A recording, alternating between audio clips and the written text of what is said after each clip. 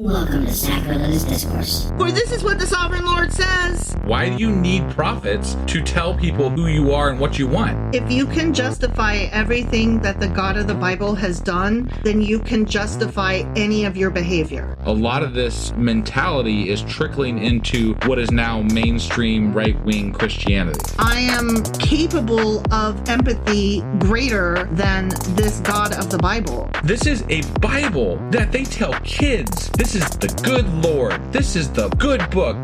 He is fantasizing about murder, mass murder. Head over to sacrilegiousdiscourse.com right now to find out how to leave us a review or support us on Patreon.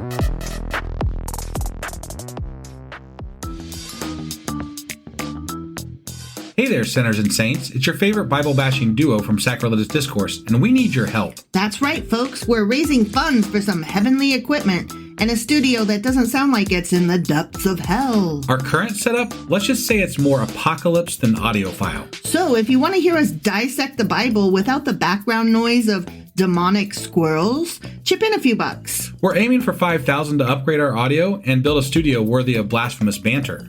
Donate today and help us spread the good word of atheism. You can find a link right on our homepage, sacrilegiousdiscourse.com. Every dollar counts. Even if it's from your collection plate.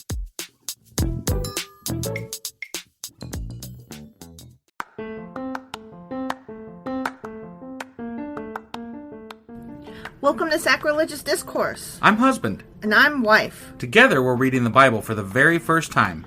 We grew up without religion and wanted to know what all the fuss was about. Well, what have we learned so far? That God is a dick, and apparently some people believe in talking donkeys? We're not trying to pass ourselves off as experts. Nope, we're just reading the Bible for the first time and giving our first take reaction. If you'd like to join us in this venture, you might consider starting at episode 1. Otherwise, jump in wherever you like. Alright, let's go read the Bible. Yeah, let's get to it.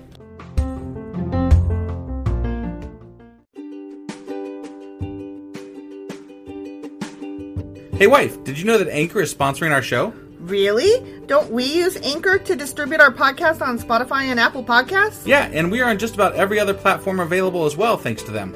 Why do we use Anchor as our podcasting service? Well, they make editing and distributing our show a breeze. What if one of our listeners wants to start their own podcast? Then they should head over to anchor.fm or download the app to get started. Awesome! You guys should go do that right now! Husband! Wife! Today is Saturday. It sure the fuck is. Q&A Saturday. That's what we're doing. Is that what we're doing? That's what we're doing. All right. Do you know what our Q's are? I really have no fucking clue. Okay, so I thought we would discuss a little bit about the Queen of Sheba, as well fun. as that month of Ziv or whatever. Yeah. Like, what the fuck is that? Yeah. So I looked into a little bit of those things. Okay, cool. Let's go ahead and get on into it then. That, yes, let's do. Yeah. Okay. Ken has. All right. Hey, wife, do you like coffee in the morning? I sure do, husband. Morning, noon, night. Which reminds me, I need to add that to our grocery list because we're running low. Wait, before you do that, check out the website ungodlybrew.com where you can purchase a pound of your favorite flavor of coffee. What if I want more than 1 pound? Either order a larger amount, or better yet, get 10% off by setting up a subscription for every 2 weeks, or a month, or whatever works for you. Did you set up something special for our listeners? You know I did. Exclusive for our listeners, get an additional 10% off subscriptions by entering the code SACRILEGIOUSCOFFEE at checkout. That's a hellishly good deal. Ungodly Brew is hellishly good coffee. Okay, so let's start with the Queen of Sheba. Okay. I'm so fucking interested in this bitch. Okay? Yeah. There are so many legends about her. I mean, we know her name, so obviously, Right. you know. Well, We knew her name before we started the Bible. Right, exactly. Right. I didn't know she was from the Bible. Right. Well, that's where... I mean, fuck, there's a fucking cat food named after her. Is there really? Yeah, Sheba. Sheba? Is yeah. the Queen of Sheba? I mean, I would assume it's about something like that. Yeah, I because, you know, didn't know cats that. and, you know, What? queens. Cats and queens? Yeah, especially Egyptian, you know. She's not from Egypt. Oh, really? Yeah. Oh. Well, I mean, she might be, but probably not. Because All right. there are stories about her under Jewish, Islamic, Yemenite, Ethiopian, and other Middle Eastern countries. Damn. Yeah. And they each have their own version. I only jotted down here in my notes a couple, but she is so just full of story. Got it. And in some stories, she's a king instead of a queen. Oh. But yeah, who even fucking knows? Gotcha. Okay? Yeah. She is one of the most widespread and fertile cycles of legends in the Middle East. Interesting. Right? Interesting. Modern historians identify Sheba with both South Arabian kingdom of Saba in present-day Yemen and Ethiopia. Okay. Okay? Yep. And the queen's existence actually, though, is disputed among historians. So it's Gotcha. it's not likely that she existed, but she may have because there's lots of fucking stories about her. Right, right. Okay, one of the first things I want to clear up, though, in addition to the fact that she's just fucking legendary, Right. is... You know those hard questions? Yeah. They were actually probably riddles. Okay. Not like hard questions like, I have some, questions for you that I need answered Right. on, I don't know, religion or whatever. Like, they weren't philosophical questions. They Okay. weren't questions about business or his kingdom or anything like that. They were very likely riddles. Okay. Which that makes sense because... You've heard stories about the person that's wandering through the desert and he comes up upon what is that unfinished the Sphinx, right? And it asks riddles of the man in the desert. Maybe no. No, you No. haven't heard that? No. Okay, well the Sphinx is supposed to be something that asked riddles. Got it. Okay, so Okay. it makes sense. So there's that. Which I don't know why, but I just thought that was so fucking interesting that it wasn't, like, I was thinking hard questions, like, I have some hard questions for you, husband. Yeah, right. You know, if I told you I have some hard questions for you, Yeah. you would not be happy. No. You would be worried Yeah. and afraid. Right. Yeah. But if I said, I have some riddles for you, you would be like, no. So, Bible stories of the Queen of Sheba and the ships of Ophir... Ophir, which was a port that King Solomon got a lot of his imports from. Yeah. Through that port. So Bible stories of the Queen of Sheba and the ships of Ophir served as a basis for legend about the Israelites traveling in the Queen of Sheba's entourage when she, get this, returned to her country to bring up her child by Solomon. Oh, shit. Right? So they did get it on In some stories. in some stories. Okay. Right. And there's some questions later on in the Song of Solomon. Yeah. Which we haven't got to, and I'm not even sure where that is in the Bible. I Right. don't know anything. I don't know if that's a book itself or if that's a part of a book of the Bible. I don't know. Got it. Song of Solomon stuff. Yeah. Where it talks about a dark, beautiful woman, and some postulate that could be the Queen of Sheba. Gotcha. And that she had a child by him. Huh. So, Interesting. I don't know. Another legend has it that the Queen of Sheba brought Solomon the same gifts that the Magi later gave to Christ. Oh. You know, the 3 wise men? Yeah. Which, he's supposed to be the wisest, right? Right. So, that's interesting. Yep. So, there were a whole lot of other legends that there were so many I couldn't even get to all of them, but there were ones that involved demons and spiders So, like, we could go down a whole fucking rabbit hole with Sheba. with just Sheba alone. Yeah, that would be an interesting, I don't know, like extra piece. Maybe like a Patreon sometime we'll do just a Queen of Sheba expose and talk about all of those. Right. I would like to read up more on her because I didn't have time and I feel like I really cut myself short. Right. Gotcha. Like, I'm so intrigued by this bitch. Yeah. Okay, the other thing that I wanted to talk about was that month of Ziv or whatever it was. Yeah. And we're like, the fuck is a Ziv? Right. So, I don't know if you recall, but it was in 1 Kings chapter 6, verse 1. This is what it said. It was in mid-spring in the month of Ziv during the 4th year of Solomon's reign that he began to construct the Lord of the temple. Right. I'm sorry, the temple of the Lord. Sure. Dyslexia Yeah. hit. So, Ziv is a Hebrew word that means light or glow. Okay. And prior to the Babylonian captivity, it was Ziv, but then during the Babylonian captivity, which we haven't reached yet, the word became Iyar, Okay. and that is interpreted as month of blossoming. Okay, so Sure. spring. Yeah. It's a April maybe or something. something like that. Right. I'm going to get to that in just a second, because what I did here was write down all the months from Yeah. that calendar. So I'm just going to say something about each month briefly. Okay. Okay. Yep. But before I do that, the Hebrew calendar is a lunisolar calendar, which means that the months are based on the cycle of the moon, but the years are based on the cycle of the sun. Okay. Because how the moon influences Yeah. the seasons. I think we are on a similar calendar ourselves. We just use it a different date Sure. system, Yeah. because again, the moon determines the months, the cycles, the seasons of Right. the earth, but it takes 1 year for the sun to travel around, or for the earth to the earth to travel around the sun. Sorry, I'm not an astronomy major, so I had to think for a second. Wait, what goes what? You get what I'm trying to say, right? Yes. So we're on a similar setup, but our days are different. Okay. Yeah. So the calendar year features 12 lunar months, again, similar to ours. Right. But all of their months are either 29 or 30 days.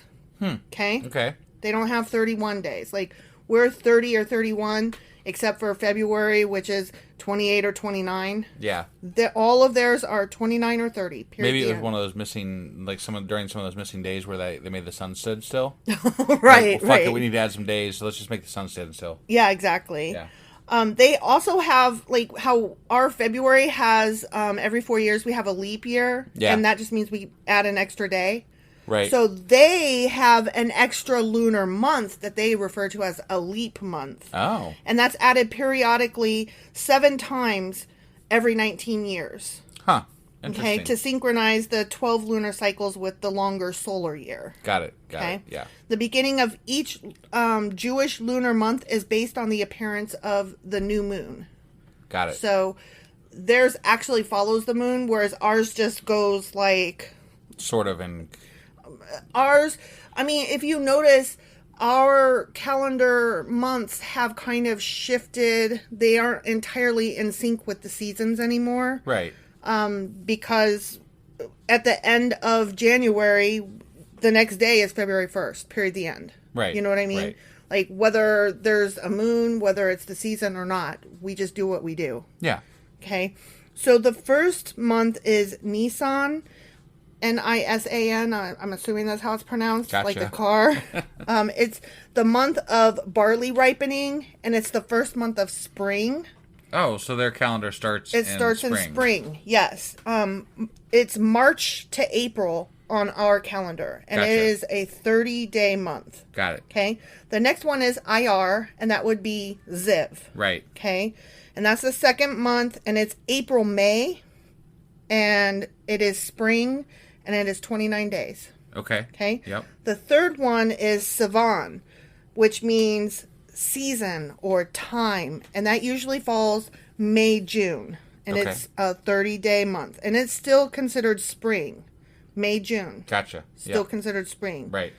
Tammuz is the fourth month. It's summer, June, July. It's 29 days.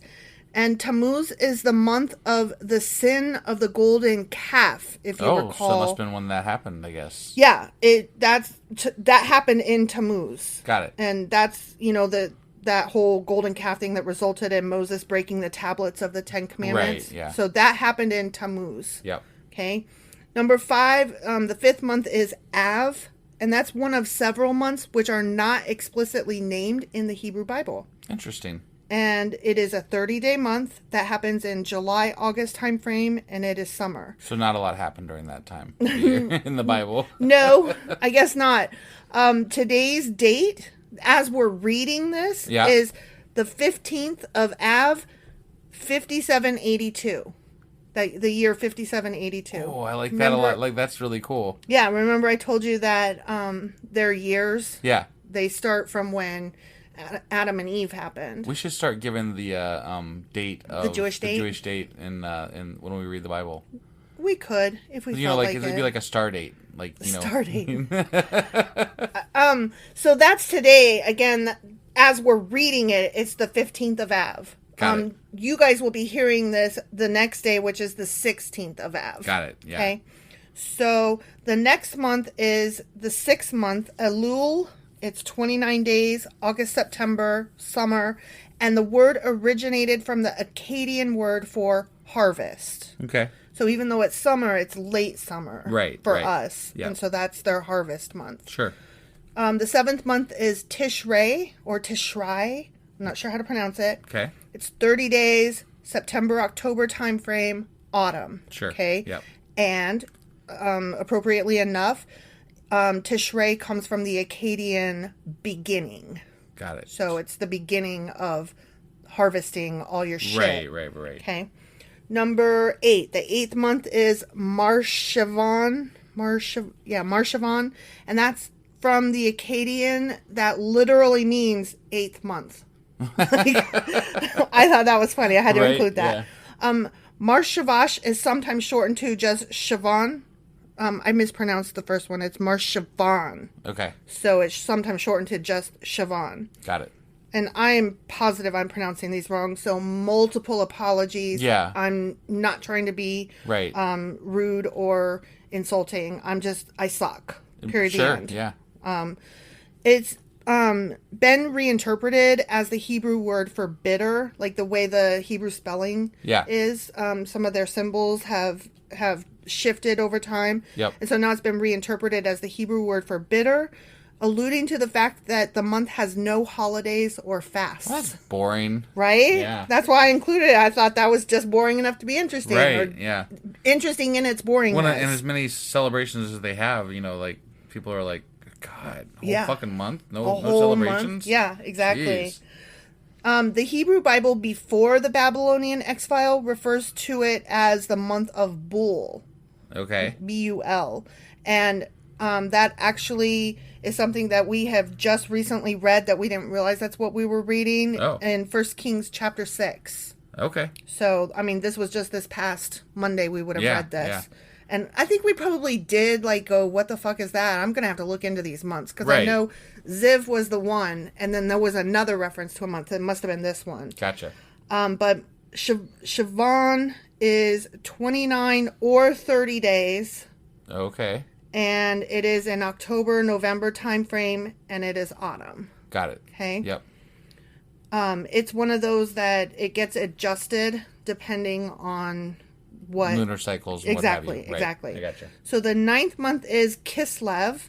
It's 30 or sometimes 29 days. Right. So it's usually 30. The other one was 29, sometimes 30. This one is 30, but sometimes 29. Right. And it's probably depending on the last month because there's obviously some fluctuation in those. Right. And they have it all figured out. You know, the way we have Sure. our calendar figured out. They've got theirs all figured out. Right.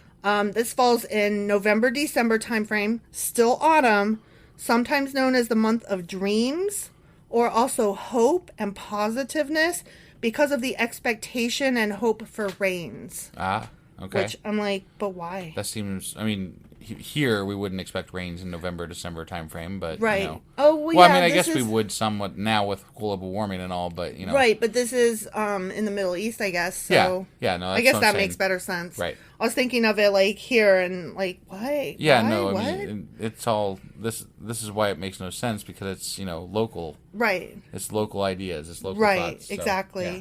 yeah. In Jewish rabbinic literature, the month of Kislev is also believed to correspond to the tribe of Benjamin. I don't know why, but I thought maybe that was that's when Benjamin was born. Could be. You know, could be. So I don't know. I just thought I'd throw it in there. Sure. I read it. There was nothing else to it. I just thought, okay, I'm gonna just put that in there. Yeah. Okay. So that happened. Right. Okay, the 10th month is Tevet. It is 29 days, December, January, and it is winter. Yep. And it is from the Babylonian for muddy month, which makes sense. Right. December, January, muddy month. Sure. Okay, the 11th month is Shavat, which I think we've heard of before. That sounds familiar to me. Okay. It is 30 days. It is winter, January, February timeframe. And it's from the Akkadian strike that refers to the heavy rains of the season. Okay. And the last month is Adar, and it is February, March timeframe, winter, 29 days. Got it. And that is the calendar. So Okay. now we know Ziv was the second month. Is that what I said? I thought you said it was the first month. No. Oh, Nisan no, that's right. is the Nisan. first. Yeah. Is the first month. Ziv is the second one, which is now Ayar. Okay. Okay. Got it. So we don't call it Ziv anymore. Okay. Got it. That was pre-Babylonian captivity. Got it. Yep. So Okay. that is that. And Awesome. I still want to know. That was interesting, but I still want to know more about the Queen of Sheba. Yeah. No, I think we should definitely do a special episode about that. I'm like so intrigued. Yeah. Yeah. We need to not forget to do that. So.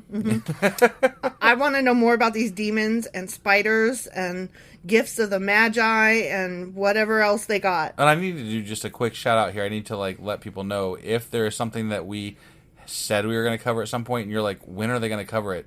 Maybe reach out to us, because I guarantee you I forgot. We say shit all the time, and we're like, that would be fun, and then we never remember to do it. So. Because I am supposed to write this stuff down, but I can't write and be on recording at the same time. Right, sometimes we can barely talk, so. Facts. I mean, I literally have dyslexia and confuse my words, so y'all have heard me do that multiple times. So yeah, definitely let me know if there's something that you want me to talk about. I will definitely cover it. Right, yeah.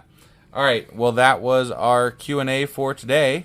Q&A Saturday. And tomorrow we will be back with wait, I did the wrong jingle.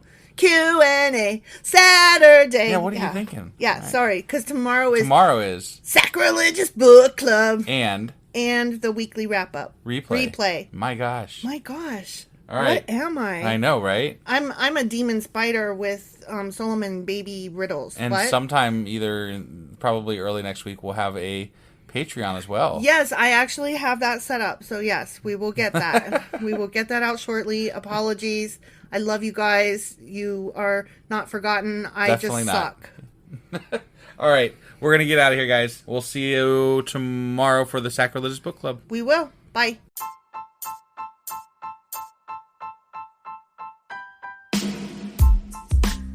Hey, wife. I guess that's the end? But husband, that's just sad. It doesn't have to be. We are on lots of social media platforms like Twitter. Our handle there is sacrilegious_D. For D's nuts. Oh my God. Stop doing that. Anyway, we're also on Facebook, Instagram, and Pinterest. There's a link to all of our social media sites at our website. Ooh, we have a website? Yeah, it's sacrilegiousdiscourse.com, where you can also find a link to our merch shop. We have a merch shop? Yep, we have podcast-themed clothing, mugs, notebooks, and more, as well as an atheist and science-themed products. Wow, our fans should really go check that out right now. Definitely. They can get in touch with us by sending an email to sacrilegiousdiscourse@gmail.com. But before they do that, we could really use some help. Oh yeah? With what? Well, it's not free running the podcast, and we need some financial support in order to get better equipment, which will free up time so we can concentrate on our podcast and our fans. Okay, so what should they do? Head over to patreon.com/sacrilegiousdiscourse and sign up as a contributor on our podcast.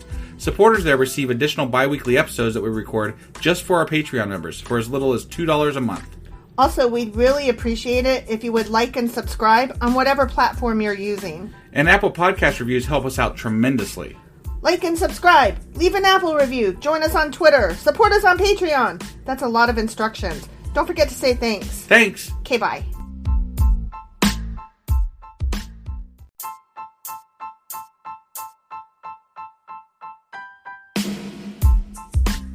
Hey, wife. I guess that's the end? But husband, that's just sad. It doesn't have to be. We are on lots of social media platforms like Twitter. Our handle there is sacrilegious_D. For D's nuts. Oh my God. Stop doing that. Anyway, we're also on Facebook, Instagram, and Pinterest. There's a link to all of our social media sites at our website. Ooh, we have a website? Yeah, it's sacrilegiousdiscourse.com, where you can also find a link to our merch shop. We have a merch shop? Yep, we have podcast-themed clothing, mugs, notebooks, and more, as well as an atheist and science-themed products. Wow, our fans should really go check that out right now. Definitely. They can get in touch with us by sending an email to sacrilegiousdiscourse@gmail.com. But before they do that, we could really use some help. Oh yeah? With what? Well, it's not free running the podcast, and we need some financial support in order to get better equipment, which will free up time so we can concentrate on our podcast and our fans. Okay, so what should they do? Head over to patreon.com/sacrilegiousdiscourse and sign up as a contributor on our podcast. Supporters there receive additional bi-weekly episodes that we record just for our Patreon members for as little as $2 a month. Also, we'd really appreciate it if you would like and subscribe on whatever platform you're using. And Apple Podcast reviews help us out tremendously. Like and subscribe, leave an Apple review, join us on Twitter, support us on Patreon. That's a lot of instructions. Don't forget to say thanks. Thanks! Okay, bye.